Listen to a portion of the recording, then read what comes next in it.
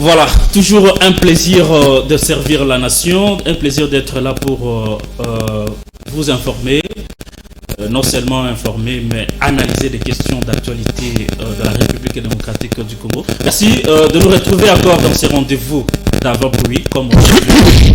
Merci d'être là. Nous avons eu beaucoup de messages sur le dernier numéro de Congo Presse que nous avons eu à produire. Des messages de félicitations et des conseils aussi pour que le travail que nous faisons aille quand même de l'avant. Nous nous excusons pour les samedis passés. Vous savez qu'on n'a pas produit. C'était pour de bonnes causes.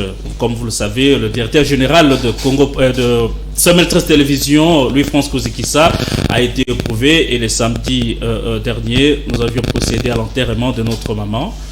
C'est pour ça que nous n'avions pas eu l'occasion de produire Congo Presse. Mais car cela ne tienne, nous voilà aujourd'hui pour un tout nouveau numéro de Congo Presse avec des invités, des journalistes, des habitués de Congo Presse, de votre chaîne d'excellence, Semel 13 Télévision.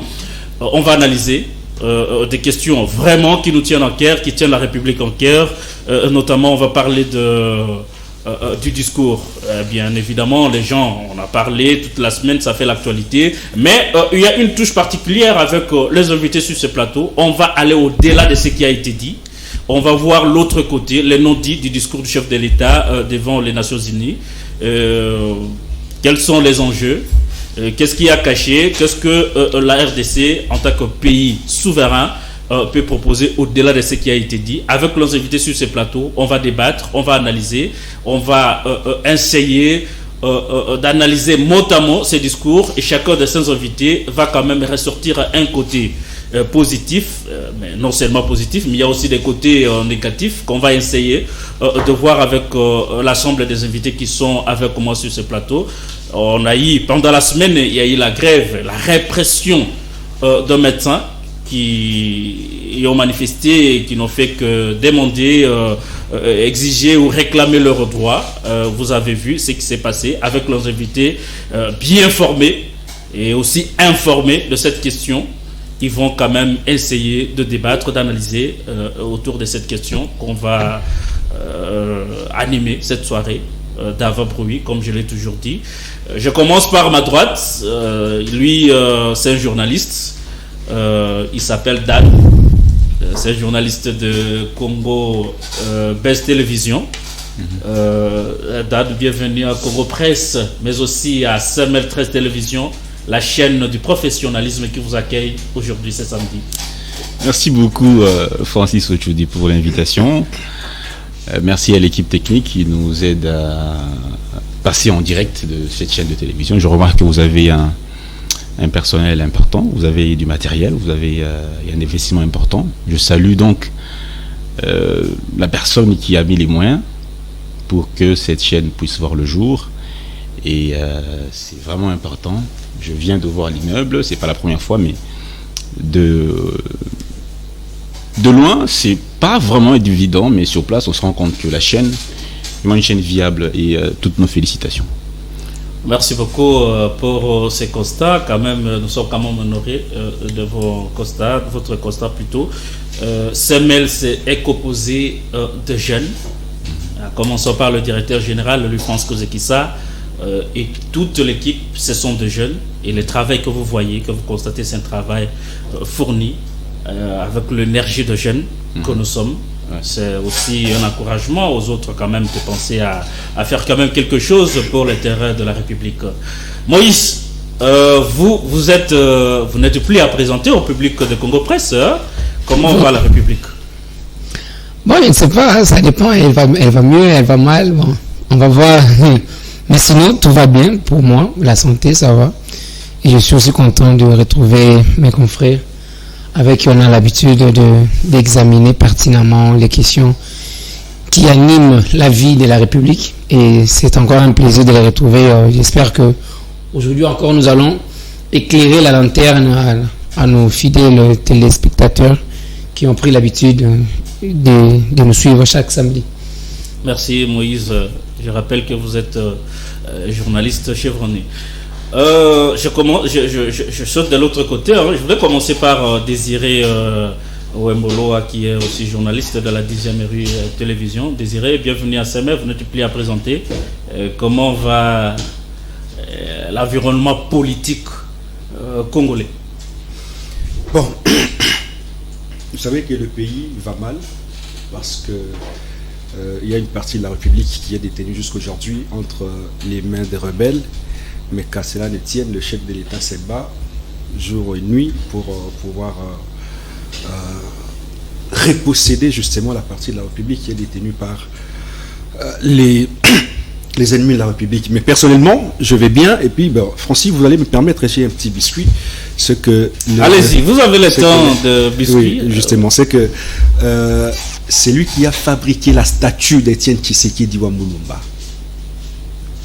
Le monument d'Étienne Tshisekedi wa Mulumba. C'est lui qui a fabriqué la statue, n'avait rien reçu comme argent jusqu'aujourd'hui. Attends, on va prendre du temps avant de rejoindre. Vous voulez dire que la statue qu'on a inaugurée, le chef de l'État s'est même déplacé à Antsele pour inaugurer. Moi-même, j'étais là sur place, j'ai vu le chef se déplacer et il a inauguré la statue d'Étienne Tshisekedi wa Mulumba, président de l'UDPS. Vous voulez dire que la personne qui a créé, qui a fabriqué cette statue n'a rien reçu jusqu'aujourd'hui. Ah, rien. Donc, le président a inauguré statue Yanyongo. Non, pas Nyongo. Ah, ok. Ça n'a rien à voir avec le chef de l'État. Ah, ok. Laissez-moi le temps pour pouvoir. Allez-y rapidement pour qu'on ça n'a rien à voir avec le chef de l'État. Allez, explique-nous un peu. C'est plutôt celui avec qui il a signé un contrat. Le type a signé le contrat avec Mike Kalambai, le chanteur et pasteur. Ah, il est encore dans ce dossier? Et c'est lui justement qui a financé la fabrication de cette statue d'Étienne Tshisekedi wa Mulumba. Et le jour de l'inauguration, justement, vous avez vu le type en train d'expliquer au chef de l'État comment est-ce qu'il a fabriqué la statue. Mais jusqu'aujourd'hui, enfin, le chef de l'État, après avoir inauguré, le chef de l'État lui avait demandé de venir à la cité de l'Union africaine pour pouvoir échanger avec lui. Il faut commencer par dire qu'une autre personne a été décorée à sa place.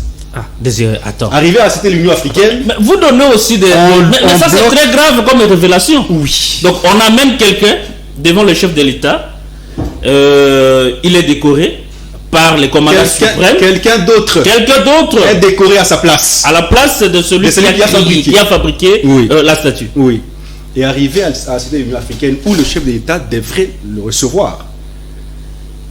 De 10h à 23h, on sort pour dire au monsieur que le chef est fatigué et qu'il vous recevra un autre jour. Un autre jour, c'est jusqu'aujourd'hui. De qui il a eu cette réponse? Du conseiller, enfin, du secrétaire particulier du chef de l'État, et Mike Kalambai, qui était sur place. Mais nous avons ouï dire, Francis Ochoudi, permettez, nous avons ouï dire qu'il y a une somme importante qui a été débloqué pour la statue et que celui qui l'a fabriqué n'avait rien reçu jusqu'aujourd'hui. D'où nous lançons un appel cette fois-ci à ceux qui ont signé le contrat avec le type qui l'a fabriqué, je cite son nom, Gibson, de pouvoir régulariser cette histoire. Sinon, vous allez salir le nom du chef de l'État. Merci. Alors que vous êtes là pour accompagner le chef de l'État dans sa vision du peuple d'abord. Le chef de l'État avait dit qu'il va fabriquer les nouveaux millionnaires. Merci Désiré. Jusqu'aujourd'hui, on va bien évidemment revenir sur cette question. Et j'ai échangé avec lui personnellement. Ici, la maison civile du chef de l'État, si on se fonde sur les informations et les éléments qui viennent d'être avancés par Désiré, la maison civile du chef de l'État est interpellée à son niveau. Il y a, je ne sais pas, les chanteurs, pasteurs, mécènes, ou tout ce qu'on veut de lui. Je ne sais pas quel poste il a au niveau de la présidence. Mike Kalambai est cité dans cette affaire. Et on voudrait quand même voir un peu clair. Si c'est vrai, les éléments présentés par Désiré Wemboloa, si c'est vrai, on a décoré une autre personne à la place du vrai concepteur de cette œuvre d'art, dédié quand même à pas n'importe qui, à Étienne Tshisekedi Wamulumba. Il est vraiment d'une grande nécessité pour que les choses quand même soient claires. On continue toujours à insister avec cette histoire des commissionnaires à la présidence de la République. Ce n'est pas intéressant. Je vais vous Désiré, merci. Le recevoir. Oui, de le recevoir sur votre plateau. On va les recevoir s'il est là. On va les recevoir. Doudou, vous savez que l'actualité ne manque pas, mais on fait toujours face à des questions d'actualité parfois hauteuses. Ce n'est pas normal qu'on décore une autre personne. Ce n'est pas la question que je vous pose. Comment d'abord vous-même en tant que journaliste vous allez et puis l'environnement, le climat politique en RDC. Merci beaucoup. Merci Francis. Je sais que tu savais très bien que j'allais commencer par ça. Je salue mes frères qui sont avec nous sur le plateau. Tu sais, c'est moins sérieux. C'est moins sérieux lorsque dans une république où les gens se respectent, de pareilles choses puissent se produire facilement comme ça, ce n'est pas bon. Mais ce qui est regrettable, c'est de voir ce monsieur qu'on appelle Mike Kalambay nous a amené une histoire de vaseline ici, on n'a pas encore fini avec ça. Et il nous rajoute encore une autre. S'il vous plaît, je n'ai pas encore fini. J'ai suivi un musicien, José Nzita, si je m'abuse, qui s'est lamenté aussi lorsqu'il s'est rencontré avec le chef de l'État qui lui a promis de passer derrière ces gaillards, mais malheureusement jusqu'à aujourd'hui. Et apparemment, ça se reproduit encore pour la troisième ou quatrième fois. Et il s'appelle Pasteur, il a des problèmes dans son foyer avec sa femme et tout. Alors apparemment, c'est un problème à la présidence, ce monsieur. Je n'ai aucun problème avec lui, mais je pense que parmi les conseillers, parmi les gens que nous décrions, qui sont à la présidence, il faut voir aussi les cas de ce type. Sinon, on aura toujours des problèmes à la présidence. Mais sinon, ça démontre à suffisance que la République est en difficulté, parce que si tous les services n'ont pas maîtrisé même l'image de ce type-là, et on va recevoir un opportuniste pour le décorer, là je trouve que même les services de sécurité qui sont à la présidence, les amis qui font les services de protocole, c'est que ce sont des gens qui ne comprennent absolument rien. Parce que c'est difficile de voir un monsieur comme Poutine, ces services puissent oublier une personne qu'on a rencontrée une fois. Ça, je vous dis vrai. Dans des pays sérieux, ce sont les images. On peut capter votre image une seule fois, on te voit et c'est capté, c'est pour toujours. Mais chez nous, on amène une autre personne et cette personne est décorée. Peut-être il est sorti même avec l'argent. Ils se sont partagés. Les cas vidés Chimanga, je pense que nous allons en découvrir autant. C'est ça la preuve. C'est un exemple vivant. Oui, c'est ça la preuve. Mais seulement, je pense que ce n'est pas quelque chose que nous allons croiser les bras. Il faut dénoncer. Heureusement, notre frère nous a amené ces dossiers. Et partout là où nous allons passer, nous allons décrier cela. Ce n'est pas bien. C'est pas bien quelqu'un qui a fait un travail. Et imaginez-vous, même si dans ce cadre, il faut que je me pose encore la question, est-ce que c'est la République qui prenait en charge la fabrication? Est-ce que c'est la présidence? Est-ce que c'est les partis? Donc, à ce niveau-là, nous allons établir les responsabilités pour savoir si c'est les partis, c'est qu'il y a un secrétaire général. Si c'est la maison civile du chef de l'État, alors, lui, en tant que conseiller particulier, je ne sais pas quel est le travail qu'il fait, mais carrément. Parce que je pense que cette histoire, ça concerne le département de culture et art, à la présidence. Et si c'est le type qui fait ce travail, Mike Kalambay doit se conformer. C'est pas chaque fois. Il ne faut pas être. Tu te prétends être pasteur, mais chaque fois tu as toujours des problèmes avec les gens. Vous avez cité les cas de José Nzita qui il a beaucoup demandé que le chef puisse quand même le recevoir. Apparemment, Mike Kalambay est devenu un obstacle pour certaines personnes qui cherchent à rencontrer le chef. Mais on va revenir sur ces dossiers. Je crois qu'on va réunir plus d'éléments pour qu'on en revienne. Vous allez le recevoir personnellement? Oui, on le recevra pour avoir des éléments sur ces dossiers. C'est quand même très important. On ne peut pas quand même tromper les chefs de l'État à ce niveau, amener quelqu'un d'autre qui n'a pas réalisé l'œuvre et puis on les consacre, on l'honore, on lui donne l'argent pendant que le vrai concepteur de cette œuvre-là est en train de pleurnicher partout. Ce n'est pas une bonne façon d'aider quand même l'âme d'Étienne Tshisekedi de se reposer en paix. Il faut quand même organiser les choses. Dan, on va entrer dans les sujets. on a bien sûr annoncé à nos téléspectateurs le discours du chef de l'État devant les Nations Unies. Plusieurs sujets, il a parlé de beaucoup de choses, mais l'aspect qui nous intéresse ici ce soir, c'est l'aspect sécuritaire. Vous le savez, Bounangana totalise plus de 3 mois entre les mains du M23. Le chef n'est pas allé sur le dos de la cuillère.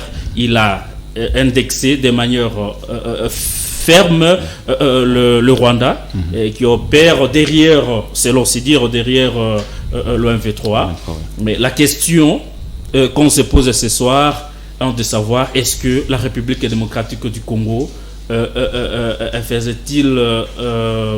faisait-elle sujet, était l'objet d'un complot international, parce que au niveau des Nations Unies, on sent un peu de retenue. Vous allez vous référer au discours du secrétaire général des Nations Unies, Antonio Guterres, l'interview qu'il a eu avec nos confrères de RFI et France 24. Tout à fait. Comment vous avez reçu ce discours du chef de l'État et quelle analyse faites-vous par rapport à ce discours? Merci beaucoup, M. Francis, M. Francis Ochoudi pour cette question. C'est une question très très importante. Je pense même que dire complot, c'est très peu. Nous sommes victimes d'une agression internationale. Parce que complot, ça veut dire que il y a des gens qui attaquent, il y a des complices, mais en réalité, ce n'est pas un complot, c'est une agression internationale. Pour être plus précis, il faut qu'on soit clair dans les termes. Nous sommes victimes d'une agression internationale. Et cela date de plus de 20 ans. Vous voyez, je vais d'abord poser les bases. Ça fait plus de 25 ans, vous voyez, que nous sommes dans cette situation. On disait que, ben voilà, Laurent Désiré Kabila, son départ aiderait justement à ce que nous puissions retrouver la paix. Son départ, ça n'a pas été le cas. Le départ de Kabila fils, son départ serait un début de solution. Pas du tout. On voit Félix Tshisekedi, presque 4 ans. La chose perdure. Et pourquoi? Vous devez comprendre que la RDC, c'est un État stratégiquement parlant pour le monde très très important. Pourquoi? Au regard de ces richesses. Ces richesses, n'en parlons pas. Les richesses de la RDC sont des richesses qui sont classées comme étant des richesses stratégiques, des matières stratégiques. Vous avez le coltan, le lithium. Toutes ces matières premières sont des matières qui font vivre les grands États, qui ont des multinationales. Vous voyez, Apple, Microsoft, toutes ces grandes entreprises, Huawei en Chine, toutes ces grandes entreprises, si vous suivez bien la traçabilité dans l'acquisition des matières premières, c'est flou, c'est opaque. Vous comprenez? Et donc, cette situation ne permettra jamais à ce que la RDC trouve la paix. Tshisekedi peut partir. Cette guerre perdurera, cette situation perdurera. Vous comprenez? Et donc, nous sommes une puissance qui dort. Comment faire en sorte que nous puissions mettre fin à cette situation? Il faudrait quand même se réveiller. Il faudra se réveiller. Mais il faudrait que nous sachions. J'ai beaucoup aimé le discours du président pour en parler justement. C'était un bon discours, pompeux, où il dénonce tout. Mais il faut qu'on se rende compte que la communauté soi-disant internationale ne résout jamais la crise pour un État. Nous sommes dans une situation de, je dirais, d'hypocrisie internationale. Chacun en tire son profit. Aucun État n'agit pour l'intérêt d'un autre. Vous savez le principe. Dans les relations internationales, ce sont les intérêts qui prévalent avant tout. Et donc, attendre de cette communauté internationale qu'il y ait changement, amélioration de la situation de l'Est, c'est une perte de temps. Et cela le démontre.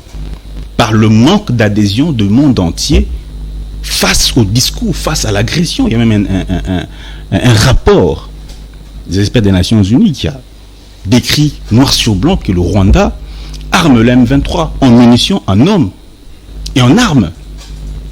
Vous voyez, c'est un rapport clair depuis de 3 mois. En dehors de cela, vous avez le rapport Mapping qui dicte clairement les personnes qui sont citées dans cette agression internationale, nommément dans Paul Kagame. Où en est-on aujourd'hui? Le président a même demandé ce qu'on puisse distribuer le rapport des des experts de l'ONU à toute l'assistance aux Nations Unies, pour que justement tout le monde se rende compte de la flagrance dans laquelle le Rwanda se trouve aujourd'hui. Vous pensez qu'avec cette soi-disant communauté internationale, on trouvera la paix? Non. Nous devons maintenant, c'est le moment de penser à la grandeur. Nous devons penser comme un grand pays. Les gens se plaignent, voilà, nous sommes sous, entre guillemets, embargo, tout ça. C'est bien beau de le dire. Mais est-ce que nous devons continuer à nous plaindre? Non. Il est temps que nous prenions les mesures importantes, les mesures qui s'imposent. Allez-y. Quelles mesures? Quelles mesures? Par exemple, nous devons penser à avoir une usine de production, de fabrication de minerais sophistiqués ici au Congo. Ce n'est pas impossible, nous avons tout ce qu'il faut. L'intelligence, les matières premières et toutes les possibilités, nous l'avons ici au Congo. C'est le moment de penser à ça. Si nous pensons à importer les armes, on risque toujours de nous bloquer et ça risque de poser un problème. Deuxièmement, nous devons nous organiser au niveau interne. Penser grand. Nous devons penser grand parce que nous sommes grands. Nous devons penser grand. Et donc, nous devons faire la guerre. Il faut qu'on apprenne à faire la guerre. Je termine, monsieur Ochoudi. Nous devons faire la guerre. Tous les États qu'on respecte aujourd'hui dans le monde, en dehors d'être des puissances économiques, sont des puissances militaires. La Russie aujourd'hui est en train d'annexer une partie de l'Ukraine. Vous avez suivi les référendums. Une partie de l'Ukraine est en train d'appartenir petit à petit à la Russie. Pourquoi? Mais toutes ces sanctions économiques des États-Unis, de l'Europe, ça vaut quoi à la Russie? On n'a pas abordé la question économique. Parce qu'aujourd'hui, les blocs de l'Ouest sont en train de perdre face aux blocs de l'Est. Vous voyez la chute de l'euro, la chute du dollar. Et donc, si vous êtes une puissance militaire, le petit pays du Rwanda, c'est combien? C'est presque 10 millions d'habitants. Presque 10 millions d'habitants. Qu'est-ce qu'ils ont à faire face à un grand pays comme le nôtre? C'est une honte. C'est une honte, justement, ce que vous dites, Moïse. Vous avez suivi comme tout le monde le discours. Je sais qu'en tant que journaliste, vous avez quand même une compréhension assez exceptionnelle sur le discours du chef de l'État. Le chef a, de manière très claire, avec des mots précis, du moins pour la première fois devant une telle tribune, de trouver le président en train de dénoncer l'agression rwandaise. Mais les gens ont l'impression que le MV3 n'opérera pas seul sous les sols congolais, avec l'appui du Rwanda, bien sûr. Mais on dirait qu'il y a une complicité, il y a une main internationale derrière le Rwanda et qui donne des moyens efficaces au Rwanda pour que, à son tour, le Rwanda soutienne finalement le MV3. Est-ce que nous faisons face à un complot international? Mais qu'est-ce que nous allons faire en tant que pays pour quand même faire face à cette situation qui ressemble à un complot au niveau international? En tout cas, si nous sommes victimes d'un complot international, oui, c'est évident. C'est évident parce que le texte qui a permis dernièrement qu'on puisse prolonger l'embargo, ou plutôt le régime d'information, d'acquisition d'armes, a été conçu par la France. On ne dirait peut-être parce que c'est l'autorité sur le plan francophone, mais c'est la France qui préside le Conseil de sécurité et la France a voté cette résolution. Donc, pendant ce temps, nous sommes en guerre. Pendant ce temps, Bunagana, juste quelques mois après le vote, Bunagana sera occupé et puis 3 mois durant, nous n'arrivons pas à les déloger. Donc, si nous sommes victimes d'un complot international, oui, parce que ce n'était pas au président Tshisekedi d'aller du haut de la tribune des Nations Unies rappeler à la France qu'il fallait distribuer aux membres le rapport qui établit clairement l'agression rwandaise contre la RDC. Un rapport qui nous provient directement d'un groupe d'experts de l'ONU. C'est un rapport onusien. Pourquoi est-ce que ça pose problème pour que ce rapport soit distribué? C'est ça, c'est la deuxième chose. La troisième chose, le président Tshisekedi lui-même l'a dit durant son interview avec France 24 et la RFI. Il a clairement dit que les États qui constituent les Nations Unies n'étaient pas jusque-là ignorants de ce qui se passait en RDC. Il a dit parce que s'il fallait parler d'alarme, les alarmes ont été tirées depuis belle lurette. Tout le monde est au courant de ce qui se passe en RDC. Maintenant, ce n'était pas ça peut-être le problème. Non, le problème que je me dis, Ce que le président Tshisekedi est allé faire aux Nations Unies, c'est bien. Parce que si je me souviens, à part depuis que nous avons ce problème à l'est de la République, il est le premier président à en parler de manière aussi claire et citer les auteurs. C'est quand même à féliciter. C'est quand même à féliciter. Mais maintenant, c'est pas ça le problème. Ce n'est pas ça la solution. La solution, il essaie que la communauté internationale s'en tape. Déjà, elle n'existe pas, cette communauté internationale.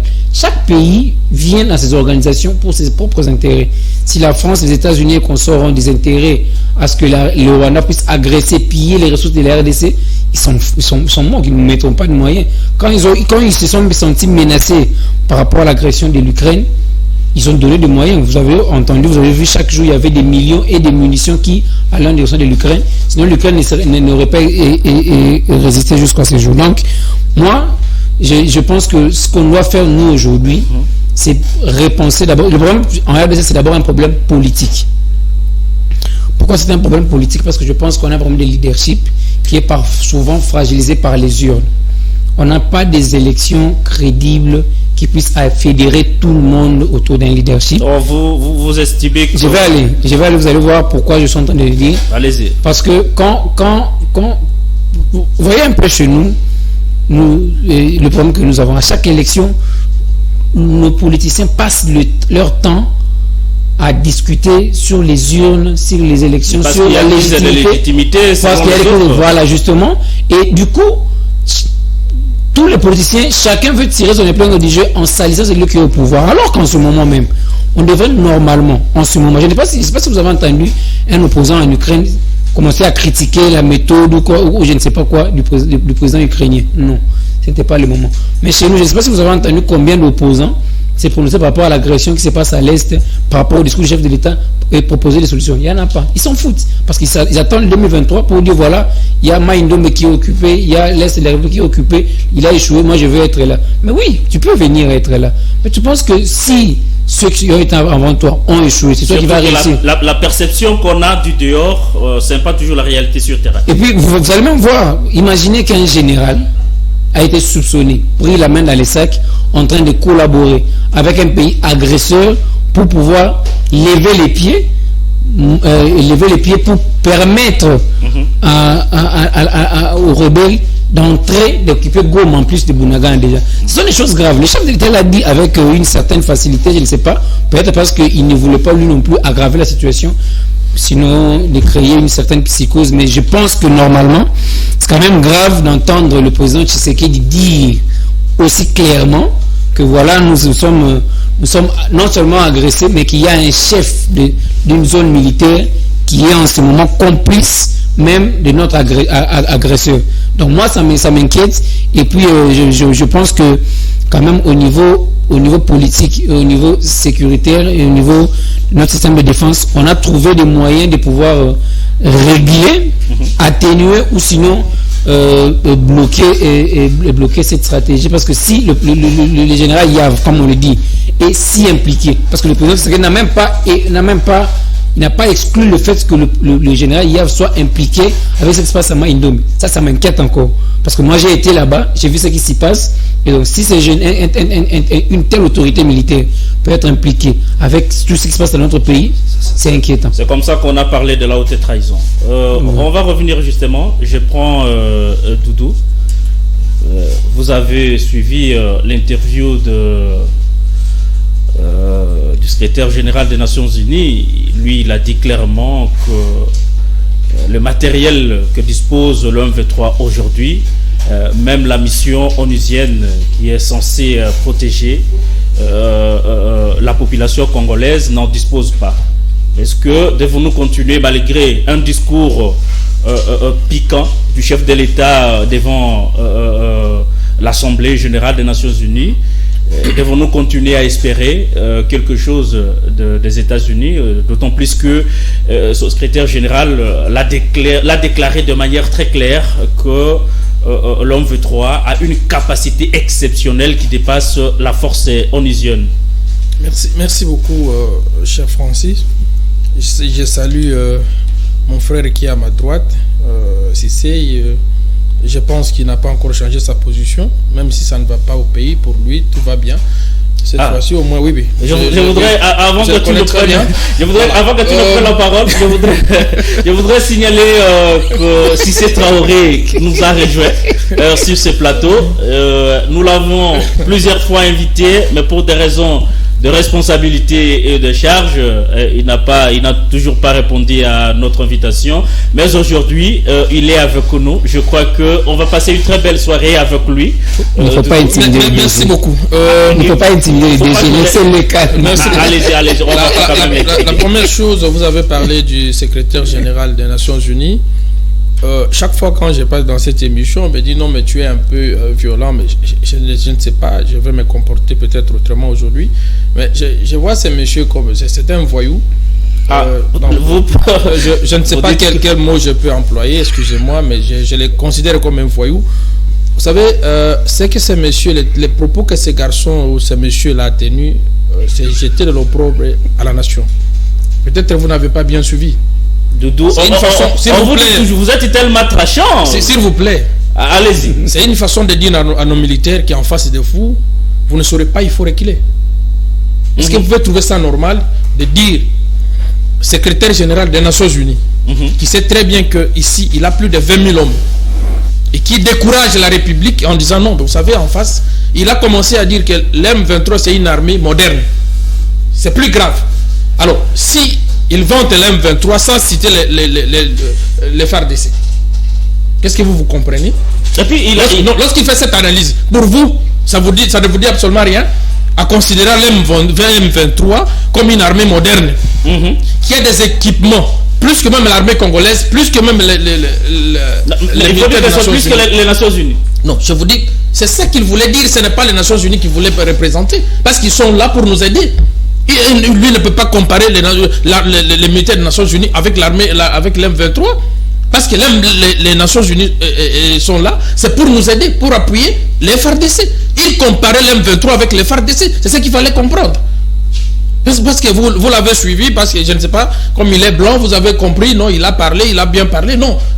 C'est un aventurier, et vous savez, je vous ai toujours dit, dans cette république, si nous allons continuer toujours à considérer ces gens, on ne fera absolument rien. Donc nous n'avons plus rien à attendre.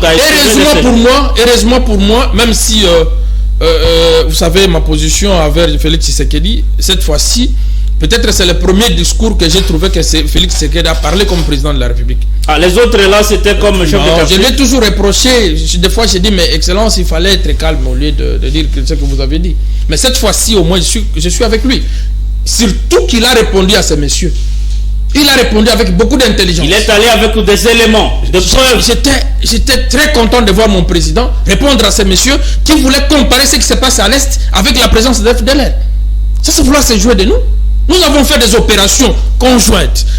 La MONUSCO était là, à l'époque, c'est Monique. La MONUSCO, FARDC, avec le Rwanda. Quel est le résultat, lui, là? Il n'avait pas ces résultats de ces opérations. Il y a les rapports des experts, mon frère a parlé ici. Il n'a pas ces rapports dans sa maison ou dans son bureau. Il ne connaît absolument rien. Le monsieur ne sait absolument rien qu'il y a un rapport qui indexe le Rwanda. Et ce qui est plus grave, lorsque les journalistes se posent la question sur l'appui du Rwanda à M23, non, les armes venaient quelque part, il a parlé. Il a hésité même de citer soyons sérieux. Rwanda. Il a parlé mon frère a parlé de coup d'État, disons, il a parlé de l'agression internationale. Moi, j'ai parlé du coup d'État international. C'est là où j'ai compris, parce qu'on ne peut plus faire confiance à ces aventuriers.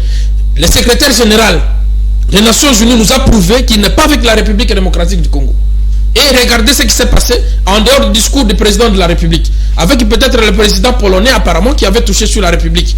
Même le monsieur ici qui voulait nous même le président de l'Union africaine qui voulait nous donner la leçon de démocratie pendant une période ici, même si c'est chez lui ça ne va plus. Ce monsieur n'a même pas fait allusion. Et vous pensez, moi en tant que Congolais, je vais me réjouir. Je ne soutiens pas Félix Tshisekedi souvent, mais cette fois-ci, je comprends qu'il faut peut-être lui faire confiance s'il va faire quelque chose à l'Est. C'est là où j'attends. Mais il ne suffit pas seulement d'être petit pour changer les choses à l'Est. Hein, ce n'est pas Poutine qui est sur le terrain, mais Poutine parle. C'est ce qui se passe, mais malheureusement chez nous, nous avons un groupe de politiciens voyous aussi qui ne comprennent absolument rien. Bounagan est occupé, Le président de la République fait une déclaration, je trouve dans les réseaux sociaux, Denis Mukwege candidat, sincèrement. Et là aussi, excusez-moi d'entrer dans cette histoire. Pourquoi les gens ne veulent pas être célèbres dans un domaine? Il faut venir en politique. Non, mais il ne vous a jamais dit qu'il ferait la politique. S'il vous plaît, ce sont des gens qui s'expriment. Les Congolais sont libres de s'exprimer. Ça commence toujours comme ça. Est-ce que Denis Mukwege, qu'est-ce qu'il cherche encore en politique? Prix Nobel de la paix, il a les moyens que personne ne les contrôle. Il a tout ce qu'il fait là, c'est bien. Il ne peut pas rester là où il est, il faut venir en politique. Mais il va nous raconter, les gens comme le fils Mukwege vont commencer à l'insulter. Il va perdre même sa crédibilité. Je vous dis, c'est maintenant le moment que les Martin Fayoulou, ceux qui font des bruits ici, de soutenir le discours du chef de l'État, même si moi j'attends les retours du chef pour voir sa réaction, parce qu'ils se sont rencontrés, mais vous avez suivi, il fallait les rencontrer, mais il a rencontré Kagame, mais ce n'est pas encore fini. Nous attendons sa réaction lorsqu'il va venir ici. Est-ce qu'ils vont autoriser aux militaires d'attaquer l'M23? Parce que jusqu'à preuve du contraire, les informations à notre possession, que les militaires n'ont pas encore eu l'autorisation d'attaquer l'M23. Donc le M23 se repose calmement. C'est pourquoi ils sont encore là, parce qu'ils n'ont pas encore eu l'autorisation d'attaquer. On va prendre Cissé Traoré. D'abord, bienvenue à CML 13 Télévision. C'est pour la première fois qu'on vous reçoit ici. Je rappelle que vous êtes journaliste et DG d'une grande chaîne de télévision aussi. Merci de répondre à notre invitation. Vous nous avez déjà trouvé, on attendait déjà le débat. Certes que vous avez suivi le discours du chef de l'État devant les Nations Unies. Vous avez eu à suivre l'interview réalisé par, je ne veux pas l'appeler comme Doudou aventurier, mais bon, il a dit ce qu'il a dit. On a senti qu'il n'est pas avec les Congolais et que à nous de prendre toutes les dispositions qui s'imposent. Mais la question qu'on se pose ici, est-ce que nous faisons, la RTC fait face à un complot international?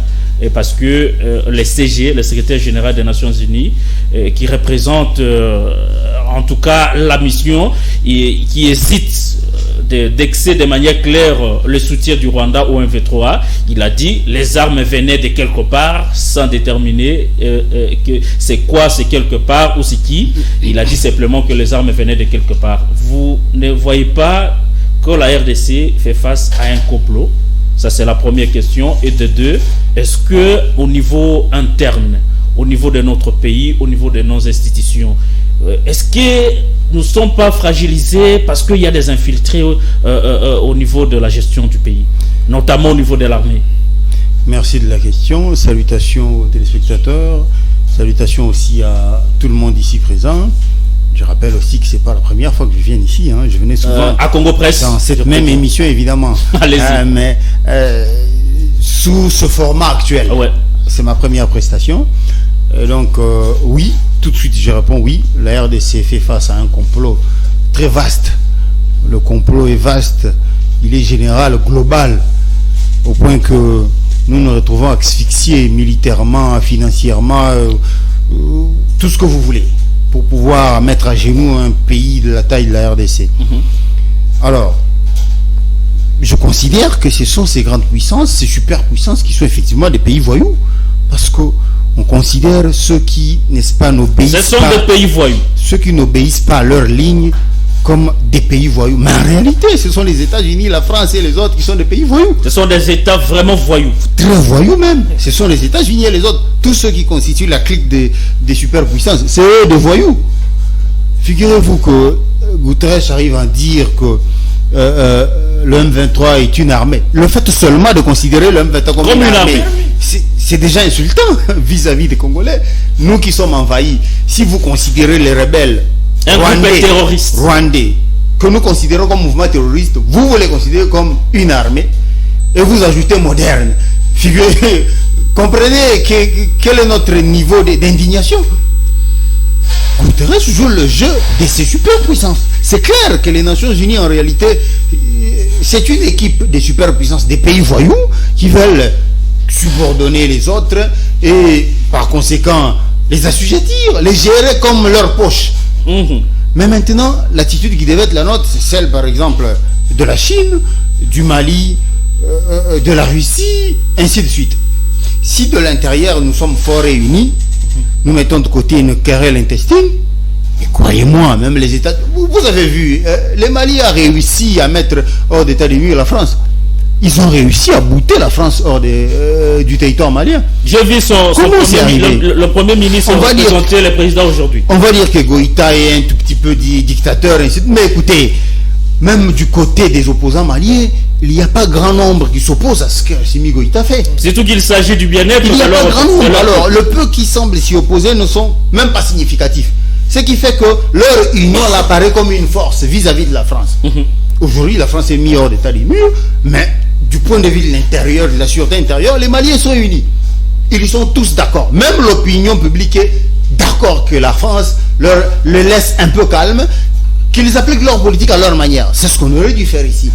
Les superpuissances comprendraient que, écoutez, les Congolais sont finalement unis autour de leur classe politique, pas seulement autour du régime, mais autour de la classe politique, qu'il s'agisse de l'opposition ou du pouvoir. Il y a aussi ces problèmes de trahison au sein de notre armée. Le président l'a même évoqué. Le problème, c'est d'abord la fragilité que nous affichons du point de vue des querelles intestines de la classe politique, mais aussi ce que nous vivons au sein de l'armée. C'est vrai que ça a été construit pendant des décennies. L'infiltration, c'était un projet à long terme, construit pendant des décennies. Ils ont pris le temps. Ça a pris presque 3 décennies pour construire le niveau d'infiltration qu'il y a aujourd'hui. Par exemple, même les Congolais autochtones jouent le jeu des pays voisins, jouent le jeu des superpuissances. C'est en fait ça le problème. Ça nous rend tellement fragiles qu'il faut qu'on prenne le temps de les extirper. Et les extirper, croyez-moi, ça se fait pas en 1 an, 2 ans, 3 ans. C'est beaucoup de temps. Je vous relance. Alors, le temps pour nous de pouvoir les extirper, moi je crois que la solution ne peut pas être militaire, parce qu'il faut l'avouer militairement, nous serons faibles si nous sommes infiltrés, et nous serons fermes si nous sommes asphyxiés. On nous impose des restrictions en termes d'achat d'armement, et ainsi de suite. Ça nous fragilise. D'où la meilleure solution est celle diplomatique, de créer des alliés. Il faut qu'on crée un front. Il faut revoir les alliés. Il s'oppose aux occidentaux. Évidemment, les moyens de rien et les autres, même la Russie, peuvent constituer un front qui puisse suffisamment s'opposer aux occidentaux. S'il y a un front qui crée l'équilibre, croyez-moi, ces pays voyous-là, la France et les États-Unis, l'Allemagne et les autres, vont comprendre qu'ils ne dirigent pas le monde comme leur poche, et qu'il y a une autre frange qui puisse faire l'équilibre. Je crois que la solution est africaine, mais en même temps, dans le Moyen-Orient, avec la Russie et les autres superpuissances qui sont à même de pouvoir s'opposer à l'Occident. Donc voilà un peu la solution. Merci beaucoup Cissé. On va continuer avec cette question. Vous avez parlé de l'infiltration au niveau interne, même au niveau de notre armée. Ce n'est pas pour rien que vous avez suivi le président de la République lors de l'interview qu'il a accordée à nos confrères de RFI et France 24. Il a évoqué la question de ce général Yav, qui il paraîtrait qu'il a demandé aux militaires congolais de lever les pieds pour donner un champ libre au MV3 d'entrer à Bunagana ou prendre Goma, comme il a dit. Mais il y a aussi un problème. Parce que vous savez, quand Mouzé est arrivé dans ces pays pour chasser Mobutu, il est venu avec des troupes rwandaises. Mais il y a quelque chose qui ne va pas, et ça demande qu'on puisse quand même revoir la question au niveau interne. Par exemple, au ministère des ITPR. Vous vous rappelez, il y a un monsieur que Mouzé, en venant dans ces pays avec ses troupes, il a nommé un monsieur qui s'appellerait monsieur Jonas Sebatouzi. Il avait nommé, je crois, procureur général dans ces pays, mais avec des origines un peu tout à fait douteuses. Mais quand Joseph Kabila est arrivé au pouvoir en 2009, il a décidé de le démettre de ses fonctions. Mais ce qui est grave, vous allez voir que quelqu'un qui a été démis de ses fonctions en tant que procureur général, aujourd'hui, il est conseiller au niveau du ministère des ITPR. Mais des choses comme ça des exemples pareils sont les gens à travers les institutions de la République. Et moi, je pense, avec le concours du président de la République, avec le peu de volonté qu'il est en train de faire preuve, on peut commencer d'abord à résoudre ces quelques problèmes d'infiltration au niveau des institutions. Je crois que ça va nous donner la force d'avancer. Désiré Wemboloa, vous avez suivi les interventions de nos confrères sur ces plateaux vis-à-vis de cette situation de sécurité à l'est de la RDC qui persiste et qui coupe sérieusement le souffle. Quelle analyse faites-vous et quelle est la position que la RDC en tant que pays devrait adopter pour résoudre quand même ce problème, surtout face au complot international? Oui. Merci beaucoup, Francis. J'aimerais commencer par la conclusion de M. Cissé, le DG que je respectais beaucoup. La solution diplomatique, c'était l'échec pour la RDC. Il faut appliquer la force. Il faut la force. Vous voulez dire que Kagame n'attend pas le langage diplomatique? C'est les rapports de force plutôt. Avec Kagame, la diplomatie ne tient pas et ne tiendra jamais. Parce que tous les accords que Kagame signe, il les piétine toujours. Il ne respecte aucun accord, il ne respectera pas d'accord. Le langage facile pour Kagame, c'est la force. Il faut appliquer la coercition. Entre la Russie et l'Ukraine, aujourd'hui, la Russie est au-dessus parce que la Russie a appliqué la force. S'ils allaient à la diplomatie, peut-être que l'Ukraine serait champion. Je reviens à la question justement du secrétaire général des Nations Unies qui a fait la publicité de rebelles du M23 parce que c'était une publicité. Selon lui, le M23... Qualifier ses propos d'une publicité. C'est une publicité tout simplement.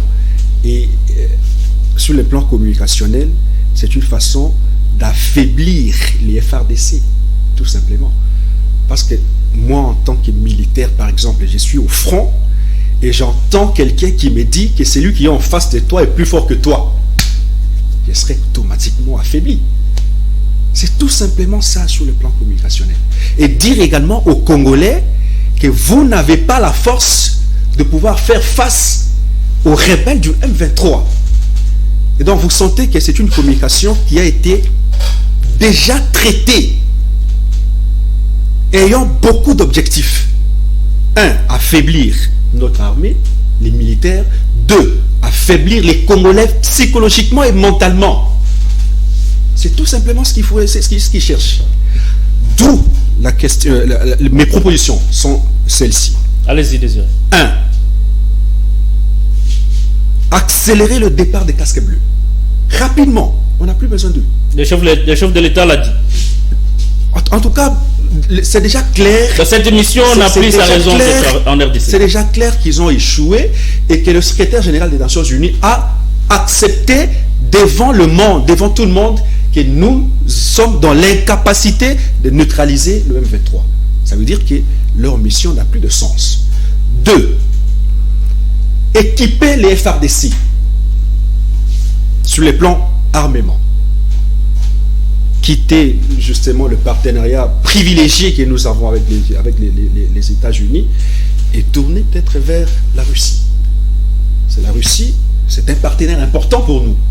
Nous avons un partenariat privilégié. Apparemment, la Russie actuellement a beaucoup de commissionnaires en Afrique. Hein? Oui, mais la Russie nous apporte la solution.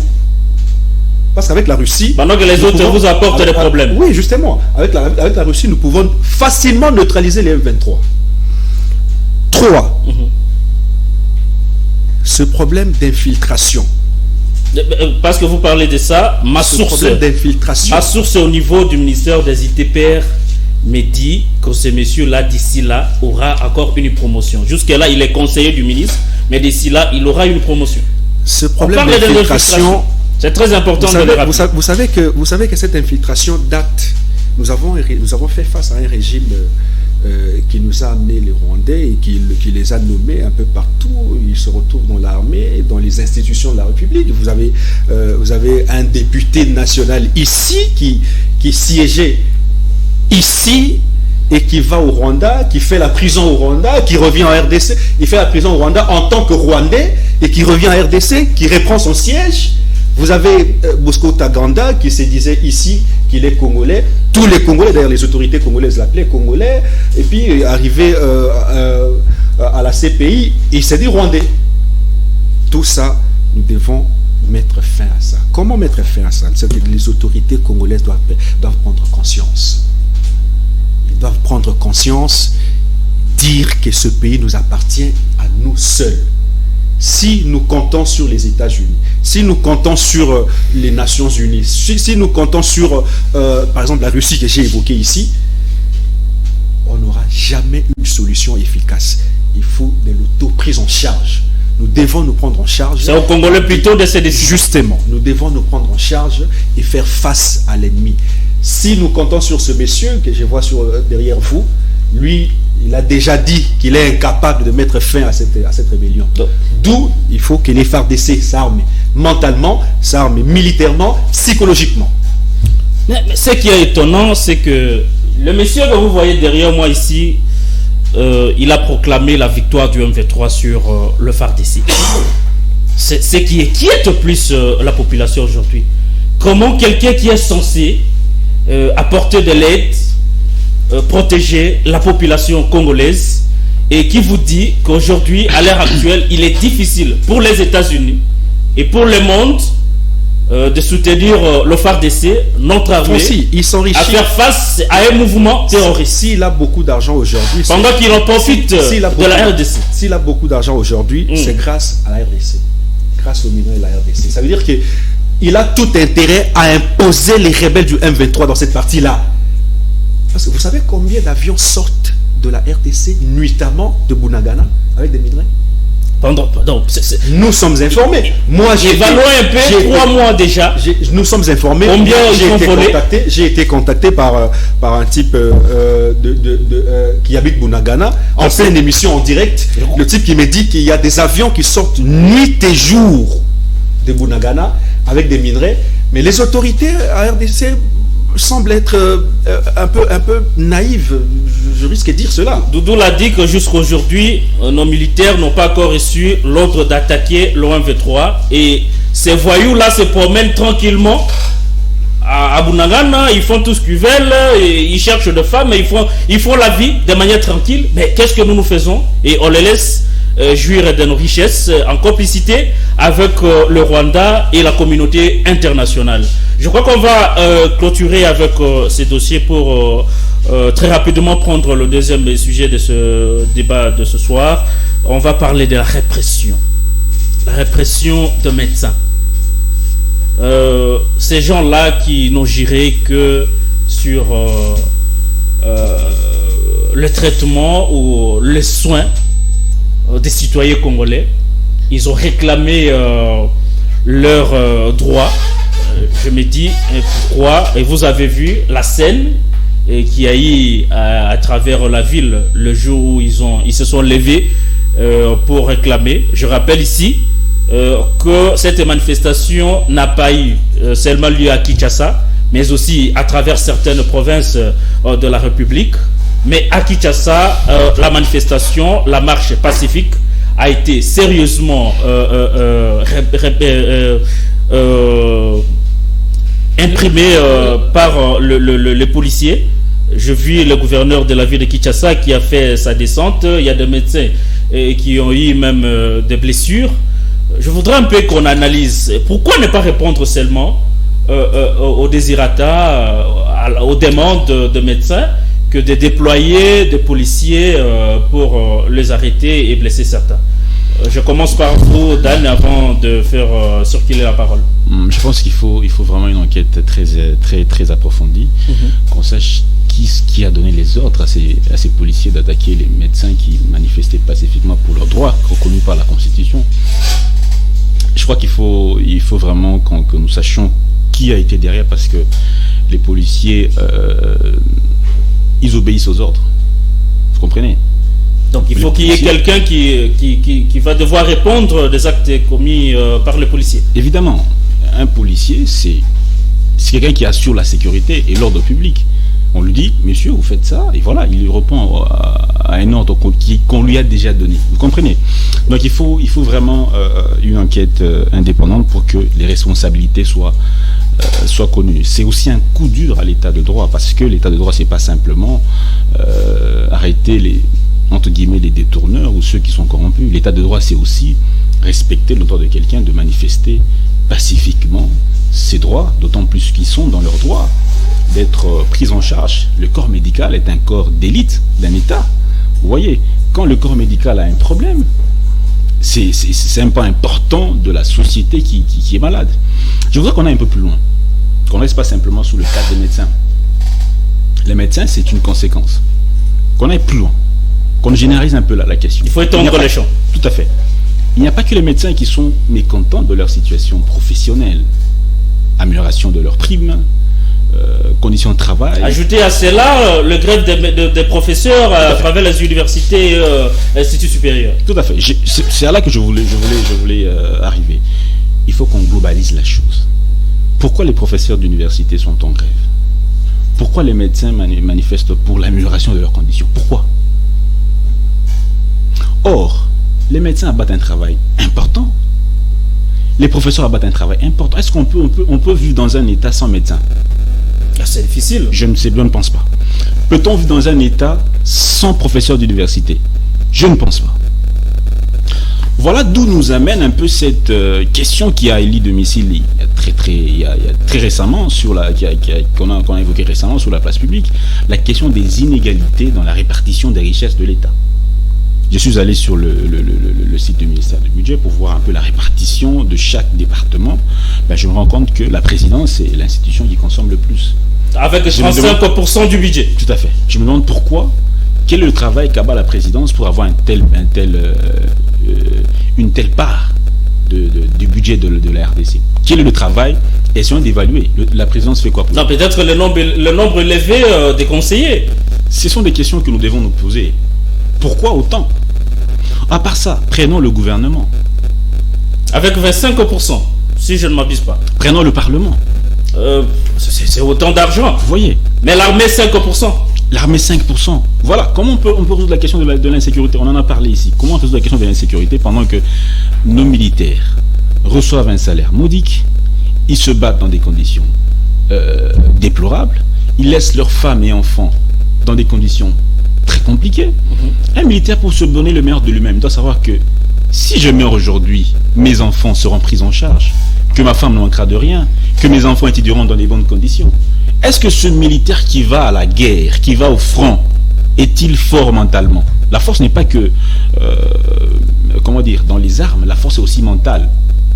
Quand tu vas affronter quelqu'un mentalement, est-ce que tu es gagnant ou tu as déjà quelque chose? Déjà, tu penses au loyer, à tout ce que les enfants doivent manger, à tout et tout. Bon.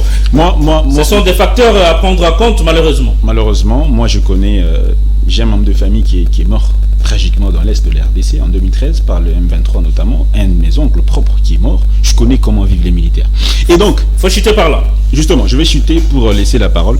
Ce que moi je vais demander, je ne condamne pas, je ne suis pas là pour condamner quelqu'un. Nous sommes dans un état où on condamne toujours les gens pour dire, ben voilà, si le Congo n'avance pas, c'est Tshisekedi, c'est Sama Lukonde, c'est Mbosso, tout ça. Non, c'est le système. Il faut que nous arrivions à repenser notre système pour qu'il y ait répartition équitable de nos richesses naturelles. Merci beaucoup, Dan. Moïse, Dan s'abstient quand même de condamner tel ou tel, mais il dit quand même qu'il faut revoir le système au niveau, donc dans l'appareil, dans son ensemble. Mais vous avez suivi la répartition du budget de l'État, 35% déjà au niveau de la présidence, le gouvernement avec CV5, mais à l'armée, je ne sais pas combien on a donné aux fonctionnaires et autres, mais vous sentez que du côté du fonctionnement de l'État, il y a quand même des institutions qui gagnent plus par rapport aux autres. D'où il y a de revendications, de marches par-ci par-là, au niveau de médecins, des professeurs qui sont dans la rue, qui décrètent de grève. Comment on ne peut pas arriver à résoudre ces problèmes, et surtout que nous sommes dans un régime du peuple d'abord? Bon, ce que je vais dire, je sais naturellement que il y aura des gens qui vont forcément me contredire parce que là, nous entrons dans la politique interne. Allez-y. Allez-y. Faut pas avoir peur qu'on vous contredise. C'est ça. Je n'ai pas forcément de contradiction, mais je sais que il va y avoir de toutes les façons, je vais quand même. Je vais d'abord commencer parce que Dan disait tout à l'heure, quand il dit qu'il ne veut pas condamner quelqu'un, bon, dans ce pays, il y en a qui ont des cortèges, il y en a qui n'en ont pas. Il y en a qui sont payés dans les caisses de l'État pour une fonction quelconque, il y en a qui ne sont pas payés. Moi, par exemple, je ne suis pas payé par l'État. Il y en a qui ont des invisibles, il y en a qui n'en ont pas. Il n'y en a pas. Et donc, quand vous recevez un salaire de la part de l'État, un salaire encore colossal, ça doit être justifié. La justification d'un salaire qu'on vous donne, c'est en contrepartie du travail que vous rendez. Le chef de l'État est décrit par la Constitution comme étant le commandant suprême. Hein? Donc ça doit avoir une fonction, ça doit avoir une explication. Il est aussi celui qui veille sur le bon fonctionnement des institutions. Voilà. Donc si les institutions ne fonctionnent pas, s'il y a quelque chose qui ne va pas, on a quelqu'un à qui on peut poser la question. La Constitution nous dit que c'est le chef du gouvernement qui mène la vie même du pays. Quand il y a quelque chose qui ne va pas dans la vie du pays, dont notamment le problème des salaires, on a quelqu'un dont il est question, conformément à la Constitution, pour lui poser la question. Donc, moi je pense que même par rapport, quand on parle des problèmes de médecins, c'est honteux d'abord, compte tenu du prestige de ce domaine, qu'on puisse voir de médecins s'attaquer, et des policiers s'attaquer autant à un médecin. C'est honteux. Déjà, du point de vue de l'image, c'est vraiment honteux. En plus, moi je me demande, qu'est-ce que ça fait aux politiciens de laisser de médecins quitter d'un endroit X à un endroit Y, déposer, je ne sais pas, mes mots, communiquer, faire une déclaration et rentrer chacun chez lui? Je ne sais pas. On a des professeurs au gouvernement. Mais apparemment, à un moment donné, moi, je me demande si c'est l'argent ou c'est le cortège ou les climatisations qui sont dans ces véhicules qui posent problème. Comment ça se fait que vous préférez créer des scandales? Dan a demandé qu'il y ait quand même une enquête sérieuse pour... Comment? Non, mais Dan demande qu'on puisse demander qui a donné l'ordre. Mais les commandants, ils sont connus. Il y a un commandant. À Kinshasa, c'est le général Kassongo qui assume quand même... Et le responsable. Le responsable, c'est le général Kassongo qui met un dispositif en place. Déjà, il faut rappeler ici que nous sommes dans un régime d'information. Et même quand une marche n'est pas... Quand la police n'est pas informée d'une marche, quand le manifestant n'informe pas la ville d'une manifestation, ça reste quand même une marche que vous devez encadrer. C'est pas parce qu'une marche n'a pas été annoncée que vous devez réprimer avec le sang. Non. Donc, moi, je n'encourage pas l'anarchie, mais je rappelle quand même qu'une marche pacifique, que ce soit annoncé ou pas, la police a devoir. Parce que ce ne sont pas des gens qui sont en train de... C'est détruire. Quand quelqu'un détruit lors d'une marche, vous détruisez, on vous arrête, vous payez. Si ça, la marche, elle est pacifique. Mais quand elle est pacifique, la police encadre. Quand vous voyez que la route est encombrée, vous demandez aux manifestants de quitter. C'est-à-dire qu'ils ne comprennent pas, vous arrêtez. Mais quand vous je n'ai pas encore chuté. Vous m'avez posé la question, je n'ai pas encore répondu. J'étais en train de on ne va pas prendre tout le temps. Vous avez des secondes avant de prendre tout. Allez-y. Et donc, moi, je pense que le problème de médecin, par exemple, quand on parle du problème des salaires, c'est un problème d'abord du ministre lui-même, parce que du ministre et puis du gouvernement. Parce que si on peut voir, moi je m'attendais d'ailleurs à un secteur qui était le plus dangereux, c'est le secteur de la gratuité de l'enseignement. Vous voyez que Tony Mwaba, puisqu'il avait la pression, il s'est démerdé pour qu'il y ait la rentrée et qu'il n'y ait pas de grève. Jusque-là, tout va bien dans ce secteur. Donc si, dans ce secteur, lui qui a plus de personnel a pu réussir avec ce gouvernement, je pense que les autres peuvent aussi remboîter les pas. S'ils ne le font pas parce qu'ils n'ont pas la pression nécessaire pour ne pas le faire, ou c'est peut-être un problème de compétences. Il faut la pression pour qu'on arrive à faire quand même quelque chose dans ces secteurs-là. Et Doudou, pourquoi réprimer de manière sanglate une marche pacifique d'un médecin qui ne réclame que leur prime, prise en charge et tout? Merci beaucoup. Je voudrais dire à mon frère Wemboloa, je pense. Désiré, oui. Qu'il a dit quelque chose, qu'il y a des avions qui apportent nos minerais à Bunagana. Vous risquerez d'être interpellé parce que dans ce pays, il faut amener des preuves. C'est comme ça, on ne peut même pas dénoncer, on ne peut rien dire dans ce pays. C'est dans notre pays, de mon frère Cissé et d'autres. Donc c'est très compliqué, on ne peut pas dénoncer comme ça. Comme vous avez dit, on va vous demander les preuves. Là, c'est dans mon pays. Et des deux, rapidement, je voudrais demander aussi peut-être à nos présidents qui sont là dans cette histoire des Nations Unies, de voir aussi les militaires qui peuvent envoyer dans le cadre de maintien de la paix ou de je ne sais pas quoi. Vous envoyez les militaires comme des Bangladesh, le Pakistan, et d'autres. Ce sont des voyous qui ne connaissent absolument rien, qui ne se sont jamais battus. Ce ne sont pas des guerriers. Pourquoi on ne voit pas des Américains dans cette équipe-là? Pourquoi il n'y a pas des Russes? Pourquoi il n'y a pas de Français? C'est seulement Bangladesh et des Indiens. On vous prend des gens qui fabriquent du pain dans leur pays, on vous ramène ici. On dit des aventuriers. Nous avons autant de troupes, on a mis à votre disposition. Allez vérifier, vous trouverez que ce sont des aventuriers. Des cultivateurs de champs. Des fois, ce sont des prisonniers qu'on ramasse et on nous amène ici comme des militaires. Donc, moi, je pense que, heureusement que ces voyous vont partir et nous allons rester avec notre pays. Sur la situation de marche avec les médecins, moi, ça me fait très très mal. Je connais très bien. J'aime bien mon frère Dan. Il a très bien parlé. On ne veut pas responsabiliser. Oui, je sais qu'il a peur de dire la vérité, que c'est Ngobila qui est responsable. C'est Kassongo qui est responsable. On ne peut pas réfléchir. Comment nous allons réfléchir au moment où nous savons que nous avons un gouverneur de la ville qui est censé connaître. Nous avons un commandant de la ville de la police qui est censé être suffisamment informé qu'il y aura marché demain. Mais soyons sérieux. À moins qu'ils ne connaissent pas le travail. Alors, citer le nom de Gobilaye, de Kassongo, on va m'arrêter en bas. Mais je l'ai dit à haute voix, ce sont des responsables. Je vous dis, ce sont des responsables. Il faut toujours établir les responsabilités. Tout ce que nous allons faire, si nous allons maquiller la vérité, là, carrément, on n'avancera pas. Il y a des médecins, ils ont marché. Nous avons vu la police. Alors, dis-moi, qui sert la police dans cette ville? Qui donne l'ordre dans cette ville? Il faut aller chercher un prophète. Non, ça, on ne peut pas réfléchir. Nous avons un gouverneur de la ville. Ça, il faut le dire à haute voix. Vous comprenez? Moi, je dis, je responsabilise le gouverneur, je responsabilise le commandant de la police, qui est le général Kassongo. Parce qu'on ne peut pas imaginer. Nous avons applaudi ces policiers qui avaient réglé un petit problème de ces voyous de Koulouna. Je pense qu'on n'a pas assez de policiers de la trempe de ces policiers. Je vous rappelle que sa maison a été saccagée avant-hier. Non, mais c'est ça aussi parce qu'il s'est laissé faire dans les réseaux sociaux. Il pensait qu'il était revenu.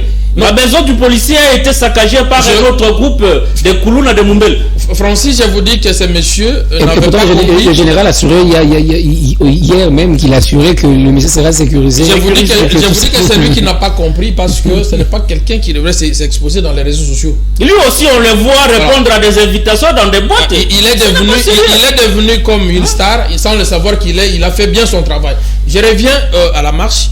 Ça nous fait très très mal parce que imaginez-vous ce que mon frère a dit ici. Si on laissait ces médecins-là marcher à la fin de la journée, qu'est-ce qu'ils allaient faire? Passer lui là-bas, déposer seulement les mémos et rentrer. Il n'y avait aucun danger. Mais la police qui arrive pour réprimer des gaz lacrymogènes, des histoires pareilles. C'est pourquoi j'ai dit, je responsabilise le gouverneur de la ville. Et ça, c'est une façon de salir aussi l'image du chef de l'État. Si vous pensez que vous avez bien fait, monsieur le gouverneur, je suis désolé de vous dire, ce n'est pas bon. Et même les élèves, nous avons vu dans ce pays, les élèves être réprimés. Tout naturellement. Donc, on ne peut plus comprendre dans ce régime de Tshisekedi, parce qu'il y a quelqu'un qui nous a parlé du système, mais c'est mon frère qui a parlé. Non, on ne peut pas parler du système. Il a parlé du système. Le système est porté par des individus, par des humains. Le responsable numéro 1, c'est Félix Tshisekedi, qui va répondre aux élections. Le responsable numéro 2, votre monsieur ici qui s'habille correctement, que j'aime beaucoup, le premier ministre, Samuel Kombo, il est très propre, mais apparemment dans les résultats, je ne vois pas grand-chose. Mais il y a encore le gouverneur de la ville. Il faut responsabiliser. Nous ne sommes pas dans un pays où il n'y a pas des autorités. Nous avons des autorités dans ce pays et nous devons leur dire la vérité. Excellence, ça n'a pas marché. Si ça n'a pas marché, ça n'a pas marché. Si ça a marché, ça a marché.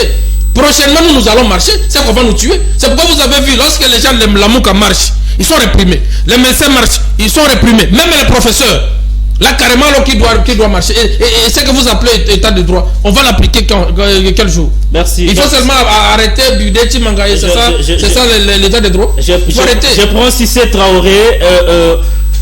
On a l'impression comme si on se pose des questions. Les dispositifs qui a été mis en place par le général Kassongo, parce qu'on suppose ici qu'il est censé avoir le contrôle de ces éléments pour réprimer justement les médecins. Est-ce qu'il ne peut pas organiser ces dispositifs pour sécuriser la population et arrêter les Koulouna à Kinshasa?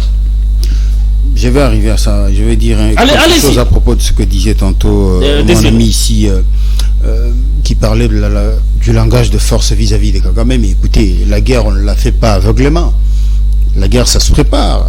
Il faut étudier, peser le pour et le contre, faire le bilan ou disons l'inventaire de ce que vous avez en termes de matériel militaire, en termes des hommes, des troupes, en termes d'avantages que vous avez. On ne va pas à la guerre parce que piqué par une crise de colère et ainsi de suite, vous envoyez les gens à la guerre. Non, mais écoutez, si nous avons assez d'experts militaires au sein du gouvernement, même autour du chef de l'État, je crois qu'ils ont toute la situation, toutes les données à leur disposition. S'ils n'ont pas encore décidé d'en arriver là, croyez-moi, c'est avec raison. C'est avec raison. Si jusqu'aujourd'hui on n'a pas décidé de faire la guerre au Rwanda, c'est avec raison. Mais la raison peut-être aussi parce qu'on est faible. Donc, si c'est, je sais pas. Évidemment, si on est faible, ce n'est pas du fait des autorités politiques. Nous savons que nous subissons comme une sorte d'embargo. Même si ce n'est pas exactement un embargo, mais c'est une sorte d'embargo. En termes d'approvisionnement en matériel militaire. Et vous voulez dans cette condition-là aller en guerre. Vous ne savez pas ce que vous faites ou quoi? Vous voulez aller en guerre dans cette situation-là, dans ces conditions-là. Il faut s'abstenir de réagir et d'agir sous le coup de l'émotion. Alors, pour arriver à la question de la marche, je me dis, est-ce que la marche avait été autorisée? L'autorité urbaine avait-elle pris acte de la marche? Avait-elle été informée? Parce qu'il y en a qui pensent qu'il vous suffit d'écrire à l'autorité urbaine et ok, votre marche est faite. Je me dis, ça c'est quelle compréhension ça? C'est ce que dit la Constitution. Et ne écoutez pas du tout. Le régime d'information. C'est là le problème justement. On comprend mal ce que dit la Constitution. Il dit quoi? Quand on dit régime d'information, on pense qu'il suffit même aux brigands d'écrire en Gobila et ils ont droit de marcher. Les médecins des brigands. Attendez, laissez-moi parler. Là, ce sont les médecins contre les brigands. Laissez-moi parler. Froidement, restons dans les textes. La Constitution dit régime d'information. Ça veut dire quoi? Parce qu'on comprend mal le régime d'information. Donc les rebelles du M23 peuvent venir ici, écrire en Gobila. Par conséquent, ils ont le droit de marcher parce qu'ils ont écrit. Vous parlez des rebelles. C'est quelle compréhension ça? Vous parlez des rebelles. Mais là, on parle de médecins. On parle de médecins. Laissez-moi évoluer. Attends. Non, mais là, on est en train de vous doucement. Je suis curieux pour nous permettre quand même de citer. Que veut dire régime d'information? Vous écrivez et en amont, en aval, vous écrivez, en amont, l'autorité urbaine a son dernier mot à dire. Elle apprécie de la faisabilité de la marche, de la possibilité de son encadrement, et ainsi de suite. Celle-ci vous répond comme pour dire, ok, il y a faisabilité, faites votre marche, ainsi de suite, ainsi de suite. Vous pensez que dans attendez, laissez-moi y aller. Laissez-moi y aller. Mais vous me laissez aller. Allez-y. Parce que les gens ont comme une compréhension biaisée. Parce qu'on pense que si vous écrivez, c'est fini, c'est ok. Mais si c'était le cas, vous dépouillez même l'État de son pouvoir de contrôle. C'est incompréhensible. Vous ne pouvez pas par une simple lettre, un chiffon, imposer à l'autorité urbaine de vous laisser faire, de marcher dans la ville de Kinshasa parce que vous lui avez écrit. Mais bon, mon Dieu, ça c'est quelle compréhension ça? Bien, vous l'avez dit. C'est quelle compréhension? Vous pensez que parce que vous avez écrit, vous avez la liberté de marcher. Mais l'État en tant qu'État garde le dernier mot sur tout. Je dis bien sur tout. Oh, ne pensez pas qu'il vous suffit de lui écrire. Quand vous lui écrivez, l'autorité établie vous dit, j'apprécie. Si elle constate qu'il y a faisabilité, elle vous dit, ok. Par une lettre, elle vous répond, vous dire, d'accord. On se convient sur l'itinéraire. Voilà, votre marche va s'exécuter. Parce que la sécurité, la responsabilité de la sécurité des citoyens et les autres lui revient. Par conséquent, elle ne peut pas, par une simple lettre, vous croyez que c'est fait et c'est autorisé. Ça, c'est une compréhension que, je vous dis, très biaisée de la Constitution.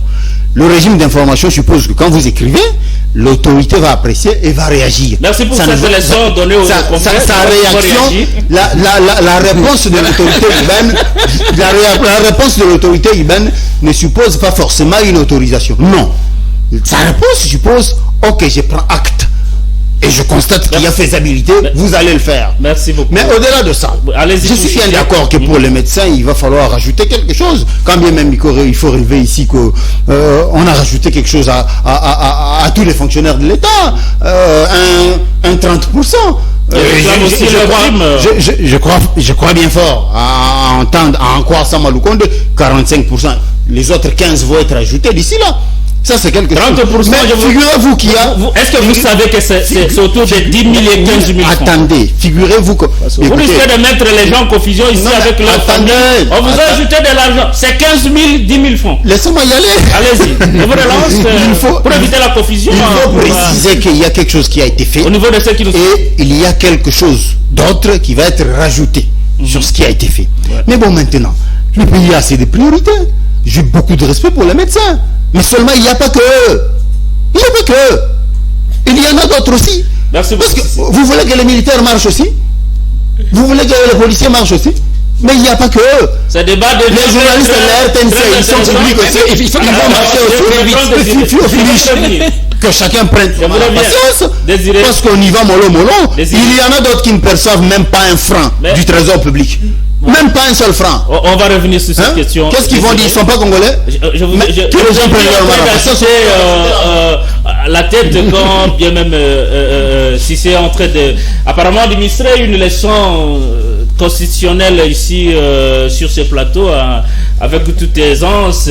Vous serait êtes le Sénat quand même dangereux, avis oui. sur la question des médecins que les médecins devraient quand même patienter. Le pays a d'autres priorités. J'épouse totalement son point de vue. Ah, vous êtes du même avis que C'est-à-dire si. qu'il reste sur le texte.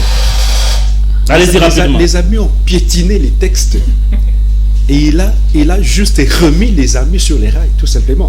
Mais avant de répondre à votre question, moi j'aimerais quand même... Tout rapidement, parce que j'aimerais on est quand en train même, de chuter.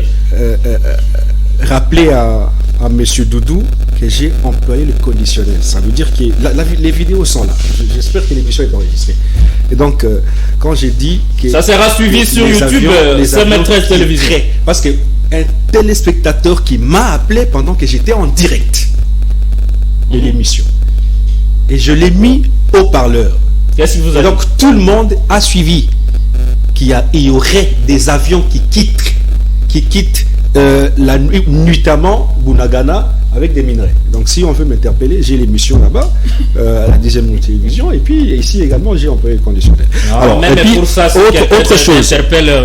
Autre chose. D'abord, lui-même, l'interpellateur est moins sérieux Et quand il vient avec des choses comme ça. d'ailleurs, Avancez, Bunagana n'est mon pas cher. sous contrôle. Bunagana n'est pas sous contrôle de l'État congolais jusqu'aujourd'hui. Voilà.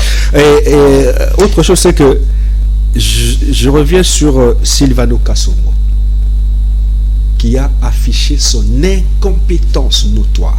On ne le sent pas. Je ne sais pas pourquoi il est là, je ne sais pas pourquoi est-ce qu'on tarde à le faire partir. Le phénomène Kuluna est revenu comme pas possible, et surtout à travers tout Kinshasa, c'est grave. Mais il est là, il est à l'aise, il a un cortège. Chez moi à Bandal ici, hier la nuit, il y a quelqu'un qui a été tabassé par des Kuluna presque, et puis déshabillé. C'est un vieux papa. Moi, c'est vraiment lamentable. Je reviens aux médecins, à la marche des médecins. Vous savez, cher ami, un médecin n'est pas plus qu'un policier. Ce sont tous des fonctionnaires de l'État. Parce que vous semblez dire qu'un policier est inférieur à un médecin. Quand vous dites que c'est déplorable de voir Au niveau du privilège qu'on donne à un médecin. C'est déplorable de voir qu'un policier touche un médecin. Non, un médecin n'est pas supérieur à un policier. Ce sont tous les fonctionnaires de l'État. Ils méritent le même traitement. Le même traitement. Malgré qu'un FARDC est payé à 200 000 et quelque chose. Et je vous rappelle que le policier reçoit un tout petit salaire, moins que le médecin qui reçoit $1,300. Mais eux, ils n'ont pas droit à la marche. Mais je ne pense pas qu'il y a un policier simple qui reçoit $1,300. Il y a des médecins simples ici à Mbaïmo qui reçoivent $1,300. $1,300. Oui. Oui. Je sais de quoi je parle. On va essayer. J'ai beaucoup de médecins. Les salaires de quelqu'un, d'abord, c'est un secret. J'ai beaucoup de médecins dans ma famille. Et il y en a qui touchent $1,300. Le médecin de votre famille qui nous suit à ces moments vous a dit qu'il reçoit $1,300. $1,300. C'est ce que Désiré dit. Il faut laisser avancer. Même si vous me parlez de 600. Vous n'êtes pas au courant qu'il y a des médecins qui touchent 3 millions de francs congolais? Mais quand c'est RDC? Non mais c'est 1,500 déjà? Non mais attendez. Vous avancez là. Sur des chiffres que vous avez avancés. Rapidement parce qu'on doit avancer, s'il vous plaît. Ok. Moi je vais réagir. Je reviens sur la marche des médecins. C'est sérieux ça. Parce que des amis ont semblé dire que la marche, enfin la répression des médecins semble mettre en mal l'état de droit. Non, quand même. Quand vous êtes médecin, réprimer aussi, c'est l'état de droit. Vous êtes médecin. et que vous provoquez un policier, qu'est-ce que vous... Il y a des médecins qui ont provoqué des policiers. Vous marchez calmement, oui, justement. Il y a des médecins qui lançaient des injures aux policiers. Moi, j'étais là sur place. J'ai couvert la marche. J'ai couvert la marche, moi. Ce sont les réalités du terrain. Allez-y. J'ai couvert la marche. Moi, je ne vous contredis pas. Des médecins qui lançaient des injures aux policiers et qui disaient aux policiers que vous êtes illettrés. Vous ne pouvez pas vous approcher de moi, vous êtes illettrés. Voilà pourquoi ils étaient vous pensez que en vous disant que vous êtes illettrés, vous serez calme. Et quand vous dites vous prenez un coup, non, chers messieurs, le respect doit être mutuel. Ça veut dire que vous me respectez, moi également je vous respecte. Vous arrivez pratiquement vers la fin de cette émission. Vous arrivez pratiquement vers la fin de cette émission. 30 secondes. Je ne vais pas réagir. 30 secondes, je vais juste réagir. En tout cas, 20 secondes. À chacun de vous pour conclure. On a largement. Il y a John Kadom qui nous dit que nous avons dépassé largement. Andrea Nzolames qui est derrière la caméra qui nous fait. Je n'ai même pas fini. Nous avons 30 secondes. Quelques secondes. 30 secondes. Ça sera. J'ai l'impression que je suis marginalisé parce que je n'ai pris que quelques secondes. On revient. Vous avez tout dit. Qu'est-ce que vous n'avez pas dit? Par rapport, par rapport à l'enquête que j'ai demandé ici, l'enquête va permettre de connaître réellement qui ont commis des bavures. Vous comprenez? Dire que tel est responsable parce qu'il est responsable de tel corps, c'est une fuite, c'est une démarche intellectuelle biaisée à l'avance. C'est biaisé à l'avance. On ne peut pas dire directement parce qu'il y a des policiers qui peuvent agir sans. Maintenant, je réagis par rapport à. Allez-y vite. J'ai parlé du système. Vous savez, le système fait en sorte qu'il y ait des privilégiés et des non privilégiés. Vous voyez, c'est vicieux de dire que si le Congo va mal, on met tout sous la tête du Tshisekedi. Non. Tshisekedi, si vous lisez la Constitution, a des prérogatives, le gouvernement a ses prérogatives, le Parlement a ses prérogatives. Mettre tout ça sous Tshisekedi, c'est une démarche biaisée. Il faut changer la mentalité de tous les Congolais qui réfléchissent comme ça. Et donc, moi je demanderais qu'il y ait changement de système. Ça veut dire quoi?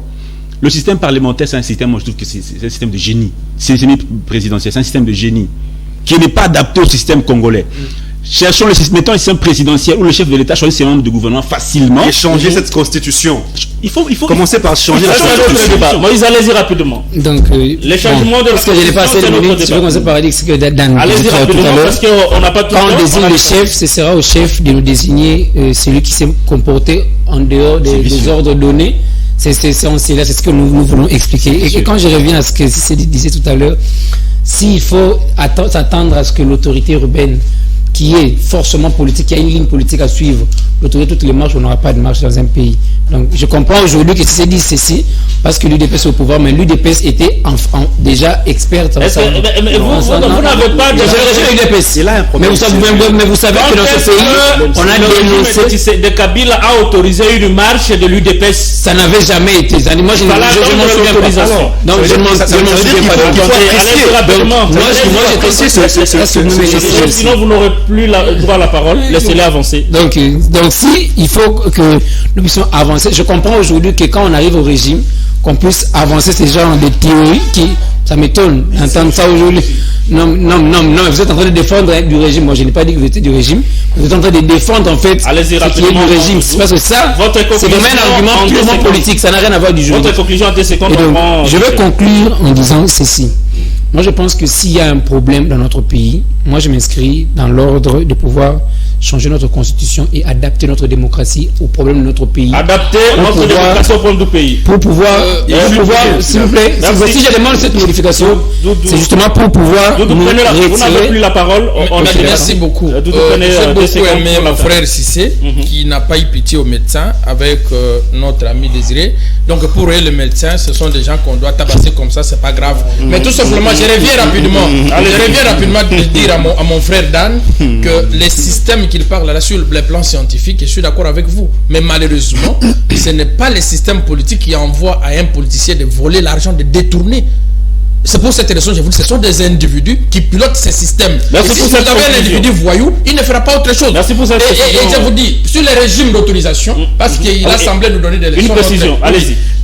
Je voudrais dire à mon frère Cissé que ces régimes, heureusement, parce que je vous ai senti un peu, vous êtes arrêté en cours de route, vous avez aussi raison, parce qu'il faut une loi.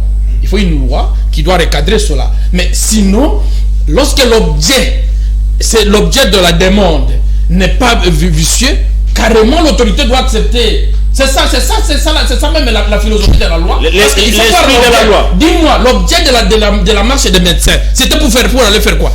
Réclamer leurs droits. Alors dis-moi, lorsque l'objet, vous regardez l'objet de la demande. Merci. Non, c'est pas de l'autorisation. Mais est-ce qu'on a établi l'autorité, le droit d'autoriser? Parce que la Constitution. Merci pour cette constitution. On va prendre Cissé. On peut revenir sur cette débat. La loi ne l'autorité. Allez-y. Justement, j'ai l'impression qu'on ne se comprend pas. Je n'ai pas dit que l'autorité doit autoriser. Je n'ai pas dit que l'autorité doit autoriser. Mais dans l'esprit du texte, ok. On est là. il est sous-entendu que vous ne pouvez pas dépouiller l'État de son pouvoir d'observer et d'apprécier. Ça, c'est reconnu partout au monde. Alors, vous ne pouvez nullement penser que par votre simple lettre, vous contraignez l'autorité à laisser.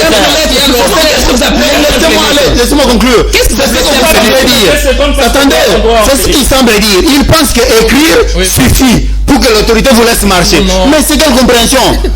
C'est quelle compréhension? Mais est-ce que la loi autorise à l'autorité d'autoriser? Demandez aux parlementaires qui ont écrit le texte, ils vous diront qu'une loi a son esprit et son côté. Mais qu'est-ce qui donne à l'autorité le droit d'autoriser? Il ne va l'autoriser, il marche. Pas de questions d'autoriser. C'est ce que j'ai dit. C'est ce que j'ai dit. Ne posez pas de questions. Allez prendre acte. Mais seulement, lorsque vous parlez de l'objet de la marche, mais qui apprécie l'objet justement? Non, mais c'est ce n'est pas celui à qui vous écrivez. Sinon, l'IDPS dans le des marches. Vous éparpillez. Non, c'est pour cette raison. Vous êtes ailleurs maintenant. Nous attendons la loi. Il n'y a pas la loi jusque-là. Il faut qu'il y ait une loi qui va encadrer cela. Nous attendons la loi.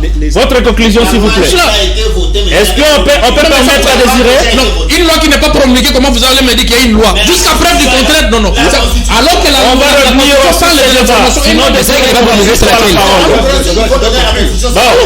et la loi donne la compréhension. Merci de nous avoir suivis. Dans vos salons respectifs, vous nous avez suivis. Ce numéro sera utilisé demain à 8h et suivez-nous sur notre chaîne YouTube Saint-Maître Télévision. Merci d'avoir été le nôtre. Merci beaucoup à Dan. Merci à Moïse. Merci à Doudou. Merci à Cissé Traoré et Désiré Ouemboloa qui n'a pas eu la parole étant donné du trouble qu'il y a eu au dernier moment de notre émission. Quand même, merci. C'est comme ça la bonté de vos presse. Merci à Andrea Ndolamoso, merci à John Katombo, merci à Azer, merci au pasteur Raphaël Kinyamba qui nous suit depuis le Canada. Il nous a fait des messages. Il nous félicite beaucoup pour le travail qui est en train d'être fait. Merci beaucoup aux amis de nous avoir suivis. On se voit le samedi, la même heure, et pour d'autres invités et d'autres thématiques. Merci. Bonne soirée dans vos salons respectifs.